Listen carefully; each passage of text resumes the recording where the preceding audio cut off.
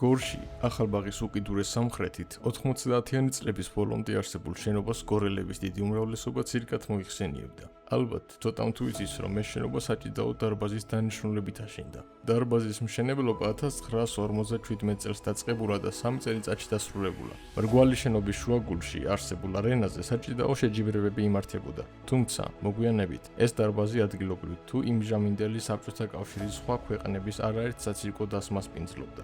რის გამოც გორელები შენობას ცირკს უწოდებდნენ. უნდა აღინიშნოს, რომ საცირკო წარმოდგენების გარდა აქ იმართებოდა საახალწლო ღონისძიებებიც. 90-იანი წლების შუა პერიოდში შენობაში ხანძარი გაჩნდა და ნაგებობის დიდი ნაწილი განადგურდა. ამის შემდგომ ყოფილა შენობის აღდგენის მცდელობა, თუმცა ვერ მოხერხდა. წლების განმავლობაში ნახანძრალი შენობა კიდევ უფრო განადგურდა და დანგრევამდე მივიდა. ამჟამად ამ ადგილზე საცირკო არქიტექტურის მქონე რესტორანი ცირკი ფუნქციონირებს.